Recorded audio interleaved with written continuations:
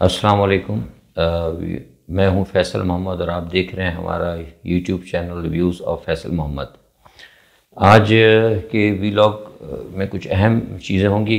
मेरी आपसे गुजारिश होगी कि आप इसको आखिर तक देखें और एक गुजारिश और भी होगी कि आप हमारे चैनल को अगर सब्सक्राइब करें और अगर आपको बातें पसंद आती हों तो इसे शेयर ज़रूर करें। आज जो सबसे अहम इशू है वो बहुत सारे लोगों ने हमसे जो कहा है वो आसमा जहांगीर की जो एक शो हुआ है उस हवाले से लोगों ने कहा कि इस पे हम आपको बताएं। तो बहुत सारे लोगों को याद होगा कि कई साल कबल हम इस पे कहते रहे हैं कि आसमा जहांगीर साहब जब वो ज़िंदा थी उस वक्त भी हमने कहा था कि इनकी जो ये NGO है ये मुल्क दुश्मन और रियासत दुश्मन मामलात के अंदर मसरूफ़ हैं।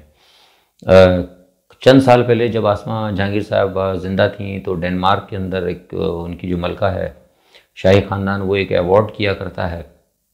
मैं सर अवार्ड का अब नाम नहीं लूँगा, कुछ वजूहात होती हैं, तो वो अवार्ड भी इनको दिया गया था। तो उस वक्त भी हमने उस वक्त की डेनमार्क की हुकूमत से कहा था कि ये जो NGO है ये पाकिस्तान के अंदर जो भी काम कर रही हैं आप, ठीक है इनको ह्यूमन राइट के हवाले से दे रहे हैं लेकिन नाम तो ह्यूमन राइट का है, लेकिन बेसिकली बुनियादी तौर पर ये वहाँ पे पॉलिटिक्स जो है कर रहे हैं। और जो जिस तरीके से जो क्या कहना चाहिए कि तरीक़ेकार वो इंट्रोड्यूस करा रहे हैं उससे पाकिस्तान में ह्यूमन राइट की तो शायद कोई इतनी खिदमत ना हो सके, लेकिन यह है कि पॉलिटिकल वायलेशन जो है ना वहाँ पे ज़रूर होगी और पॉलिटिकल वायलेशन होगी और साथ में जो जुडिशरी है उसके अंदर भी मामलात बड़े ख़राब होंगे।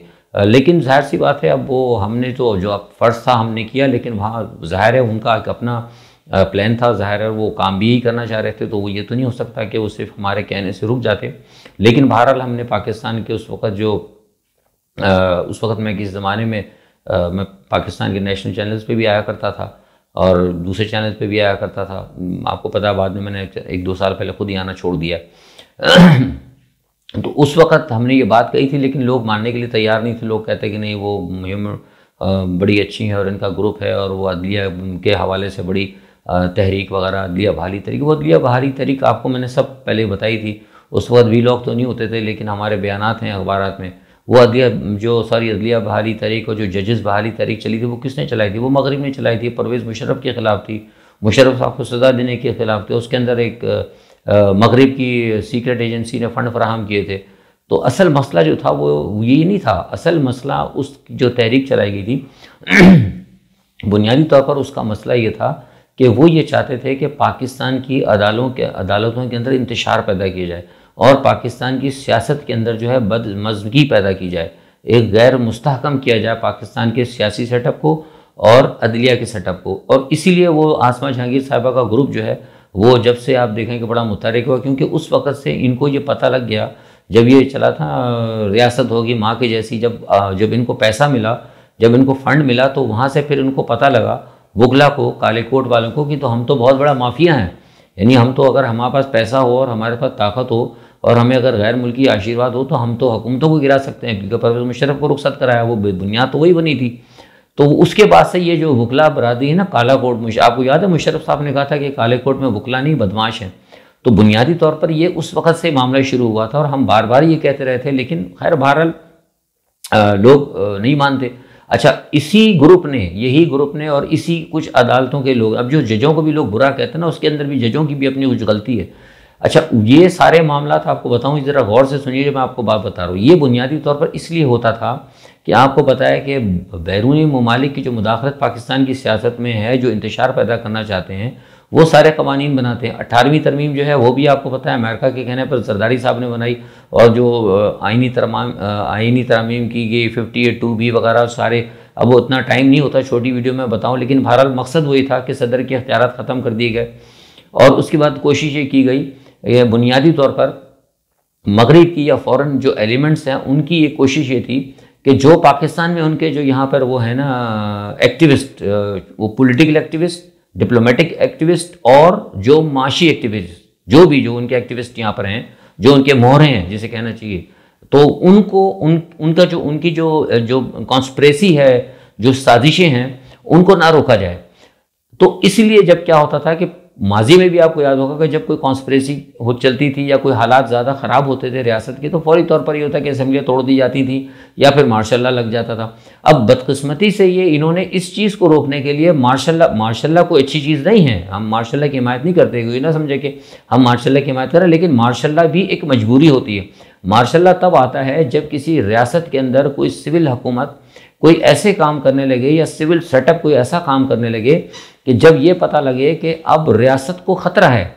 जब रियासत को ख़तरा होता है तो रियासत को बचाने के लिए, मुल्क को बचाने के लिए फिर जो है ना मार्शल लॉ लगाया जाता है। अब परवेज़ मुशर्रफ के दौर में जो मार्शल लॉ लगा था वो मार्शल लॉ थोड़ी था, वो तो आधा तीतर आधा बटेर था। ये तो इस तरह जैसे पाकिस्तान के अंदर मार्शल लॉ को भी बदनाम कराया, वो भी मगरिब ने कराया कि फ़ौजी जनरल को कहते थे आप आ जाएँ, उसके बाद कहते थे आप इधर भी एक वज़ीर आज़म भी होगा, फ़ौजी जनरल होगा, सदर और साथ में वज़ीर आज़म होगा, साथ के अंदर वो सूबाई या हुकूमतों के अंदर भी होंगे सारे सिविल। इस तरह नहीं होते मार्शल लॉ, इस तरह होते हैं कि पूरा मार्शल लॉ होता है और सारे जो है अदलिया वगैरह सब जो है वो सस्पेंड हो जाती हैं, टोटल आइन को मुअत्तल कर दिया जाता है। फ़ौज की अदालतें होती हैं, उन अदालतों पे जो फ़ौजी सज़ा देते हैं उस पर अमल दरामद होता है। ये पाकिस्तान में देखा ना आपने तमाशा, जो फ़ौजी अदालतें बनी थी सबको सुप्रीम कोर्ट में जा रहे हैं केस, सुप्रीम कोर्ट भी छोड़ रही है, हाई कोर्ट भी छोड़ रही है। मतलब फ़ौजी अदालत ने सज़ा दे दी, उसके बाद वो हाई कोर्ट ने छोड़ दिया। ये कौन सी फ़ौजी अदालत होती है?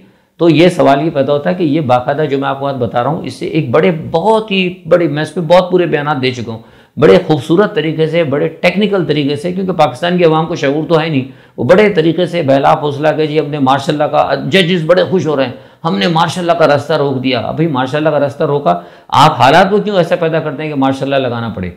ठीक है, आप समझ रहे। तो मार्शल लॉ की मिसाल मैंने आपको इसी तरह बताई थी कि मार्शल लॉ कोई अच्छी चीज़ नहीं है। बहुत सारे अब लोग ये सुन के कहेंगे जी फैसल साहब मार्शल लॉ की, मार्शल लॉ को सारी दुनिया में बुरा समझा जाता है।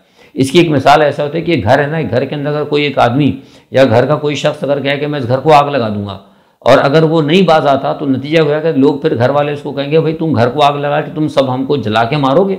वो कहेगा हाँ जी मैं सबको मारना है, मैं इस घर को ख़त्म करना है। तो नतीजा क्या होता है, फिर घर का बड़ा जो है ना उसको उठा के 2 थप्पड़ मारता है, 2 जूते लगाता है या डंडा मारता है। तो बुनियादी तौर पर रियासत भी एक घर होती है। जब रियासत को आग लगने का खतरा होता है, जब रियासत को तबाह होने का खतरा होता है, तब मार्शल आता है। और दुनिया में मार्शल ऐसे ही लिए आते हैं, ऐसे नहीं आते कोई फौज दौड़ के नहीं आ जाती। हमारे यहाँ तो फौज का वैसे ही बहुत ज़्यादा कोई है ना, लोगों को एक है कि फौज हर बात के अंदर फौज को ले आते हैं, ऐसी बात नहीं। हमारे यहाँ लोगों के अंदर शऊर की कमी है। बहरहाल कहने का मकसद ये था कि जब ये सारे मामलात में नाकाम हुए और जब इन्होंने ये देखा कि जनाब इधर वो जो ताकत है फौजी हैं, फौजियों ने और जो इस्टेब्लिशमेंट ने मुल्क के हालात, मैंने आपको पहले बताया था कि पाकिस्तान के हालात ऐसे नहीं है कि यहाँ फौरी तौर पर हुकूमतें गिरें या फौरी तौर पर वोट ऑफ नो कॉन्फिडेंस हो जाए, उखाड़ पछाड़ हो।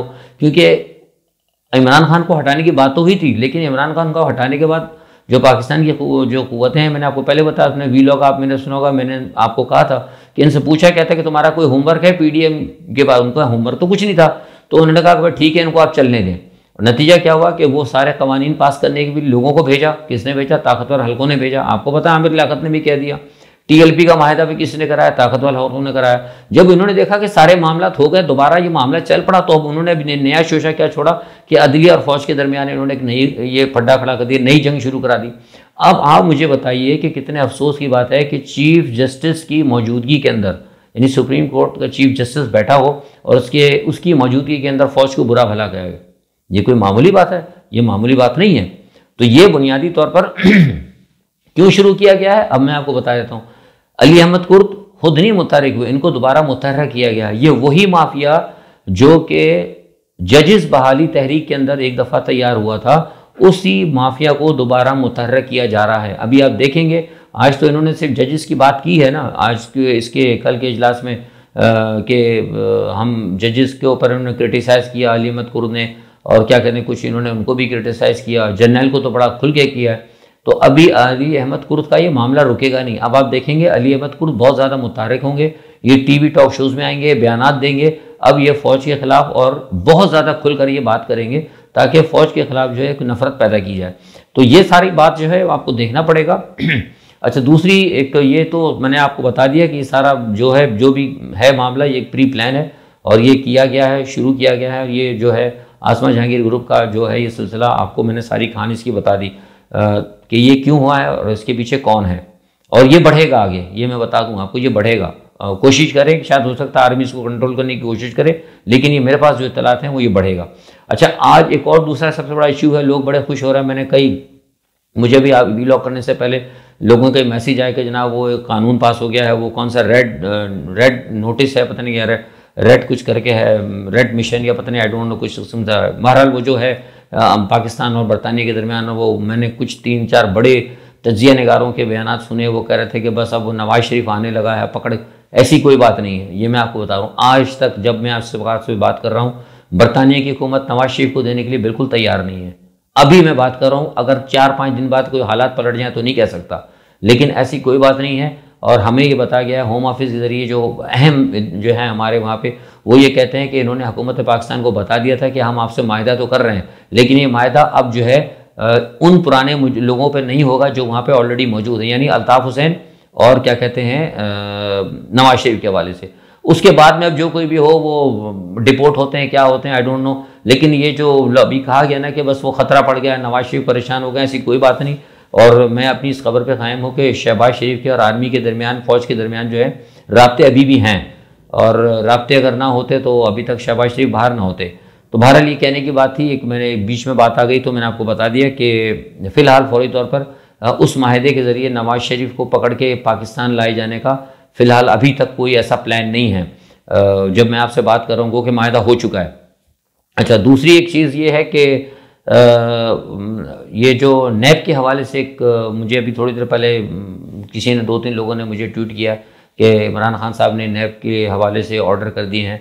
ये बड़ी अच्छी बात है। और आपको याद होगा जो मेरे वीलॉग देखते हैं, मैं तो पीट के मर गया हूँ कि खुदा के वास्ते इमरान खान साहब को कहा था कि इस नैब के ज़रिए आप जो चला रहे हैं, ये नैब आपको कामयाब नहीं होने देगी। इसके अंदर आप लोग मेरे वीलॉग देखते होंगे ना, आपको पता है अच्छी तरह, मैंने भी 12 ही दफ़ा कहा है कि जो नैब जो है ना, इसमें जो साबिक़ा शहज़ादे थे ना, आपके शहज़ादा ज़रदारी और शहज़ादा नवाज शरीफ, शहनशाह जो हैं, इन शहनशाहों के नमकख्वार बैठे हैं, वो आपका कोई काम नहीं होने देंगे। इधर से ये काम होती थी, जितनी देर में जो नैब के अंदर जो रेफरेंस जाता था, ये बता चुका हूँ मैं आपको पूरी तफसील है कि एक नैब में रेफरेंस जाता था, उसके अंदर जो जो कमज़ोरियाँ होती थी, इवन ये कि अंदर से जो नैब के जो कागजात होते वो तक निकाल के उनको पहुँचा दिए जाते थे कि ये हमारे पास एविडेंस आया, इसके बारे में आप सबूत तैयार कर लें। तो अब बहुत अच्छी बात है, अगर इमरान खान साहब को अगर अल्लाह ताला ने अकल दे दी है कि उन्होंने नैब के ख़िलाफ़ अगर कार्रवाई की, तो नैब के ख़िलाफ़ कार्रवाई होनी चाहिए। नैब ने तो अब बेड़ा गर्क कर दिया, आपने वो इंग्लैंड के अंदर आपका केस जानबूझ कर आया, पाकिस्तान को इतना नुकसान पहुंचाया। तो ये एक इमरान खान ने बहुत अच्छा काम किया। मुझे इसकी बात की बड़ी खुशी है कि एक जो हमारा इदारा है उसके अंदर जिसने कि अकाउंटेबिलिटी करनी है, उसकी कोई अकाउंटेबिलिटी हो ही नहीं रही। वहाँ खुद सब जो है बदनुमान लोग बैठे हुए थे। ये एक बहुत अच्छी खबर है, मुझे इस खबर की बड़ी खुशी हुई। अच्छा, एक चीज़ और ये बता दूँ कि राजनाथ के हवाले से, राजनाथ साहब ने पाकिस्तान को और चीन को धमकी दी और उन्होंने कहा कि पाकिस्तान और चीन जो है भारत के लिए मसाइल पैदा कर रहे हैं। डायरेक्ट तो नहीं कहा, इनडायरेक्टली कहा है। और उन्होंने कहा है कि लोकसभा में कहा है कि हम जो है हमारे दो दुश्मन जो हैं, हम उनको जो है ना बैक वक्त हम उनके साथ मुकाबला कर सकते हैं। वो पता नहीं शायद उनको मिल गया ना वो S-400 वगैरह और ये शायद राफेल वगैरह। तो ये मैंने पहले भी कहा था और अभी भी फिर कह रहा हूँ, ये इंडिया में बहुत सारे लोग देखते हैं, ये आपके लिए रेत की दीवार साबित होंगे, आप कुछ नहीं कर सकते। वो धमकी तक तो ठीक है, लेकिन आप चाइना तो दूर की बात है, इस वक्त आप अकेले पाकिस्तान से भी नहीं लड़ सकते। खैर, ये तो एक बात बीच में आ गई थी। दूसरा सबसे एक अहम चीज़ ये है कि मैंने आपको बताया था कि कैमला हैरिस के हवाले से, और पिछली मरतबा भी मैंने वीलॉग में कहा था, तो वो अमेरिकी सदर जो बाइडन साहब का दिमागी मायना हुआ है। मैंने आपसे बार बार कह रहा हूँ कि उनके दिमाग के अंदर खलल है, वो चीज़ें भूल जाते हैं। और ये एक चीज़ जो है ना बहुत बड़ा इशू अमेरिका में चल रहा है। यहाँ आपको कोई भी पाकिस्तान की किसी मीडिया में खबर नहीं देंगे। हमारे सदर की ज़रा सी बात होती है ना, या इमरान खान की ज़रा सी बात, तो फ़ौरन न्यूज़ दिखा देते हैं, कुछ सिगरेट दिखा देता है, कुछ सिगार दिखा देता है, कुछ दिखा देता है। लेकिन अमेरिका का सदर के अंदर उसको पागलपन के कम से कम दौरे पड़ते हैं। हमारा कोई टीवी दिखाने के लिए तैयार नहीं होता। ये मैं आपको बता रहा हूँ हमारी मीडिया का हाल। अमेरिकन जो सदर है बाइडन साहब, उनका तकरीबन 1.5-2 घंटे तक उनका दिमागी उनका बाकायदा मायना हुआ है। और उतनी देर तक के लिए 1.5-2 घंटे के लिए कैमला हैरिस जो है ना अमेरिका की सदर थी। ये मैं आपको अहम खबर दे रहा हूँ जो आपको कोई नहीं बताएगा। अच्छा, दूसरी एक बात है कि एक यूएई के अंदर एक वो चीन का वो छोटा सा अड्डा देने की बात हुई थी, लेकिन अमेरिका ने बहुत सख्त एहतजाज किया और उनको धमकी लगाई। अमेरिका ने कहा कि हम यूएई के अंदर मतलब हम मशरिक़ वस्ता में मौजूद हैं, अगर अरब अमारात ने चीन को वहाँ पे कोई अगर अड्डा देने की कोशिश की तो फिर वो हम इसे बराह रास्त अमेरिका के ख़िलाफ़ एक इक़दाम समझेंगे। तो आज वो है वो चीन का जो एक फ़ौजी अड्डा बन रहा था यूएई में, उसके ऊपर काम जो है रुक गया है। ये सारी सूरत हाल थी। बहरहाल नवजोत सिद्धू साहब के हवाले आपको पता है वो पहुँचे हैं पाकिस्तान, तो ये भी मैं ख़बर दे दूँ कि वहाँ बीजेपी के कुछ लोगों ने नवजोत के खिलाफ, नवजोत सिंह जो हैं सिद्धू के ख़िलाफ़, उन्होंने कहा कि इनके खिलाफ़ सख्त कार्रवाई की जाए। ये पहले भी पाकिस्तान गए थे और जाके वो बाजवा से बगले मिल के आ गए, गले वले मिल के आ गए, और ये तो दोबारा जा रहे हैं, तो इनके खिलाफ़ भी कार्रवाई की जाए। तो नवजोत सिद्धू के खिलाफ़ भी कोई बीजेपी कोई सख्त कानून लाने के बारे में सोच रही है। बस ये आज की खबरें थी। इंशाल्लाह वीडियो लंबी हो जाती है, कल इंशाल्लाह जो कोई भी हालात होते हैं पाकिस्तान के हवाले से फ़ौरन जो कोई भी होगा इंशाल्लाह कल आपके साथ ज़रूर हाजिर करूँगा। कराची के हवाले से बहुत सारे इशू हैं, उस पर फिर आपको बहुत सारे अपने ख्यालात कोशिश करूँ कि आपको पेश कर सकूँ। कल तक अपना बहुत ख्याल रखिएगा, इजाज़त चाहता हूँ। अल्लाह हाफ़िज़।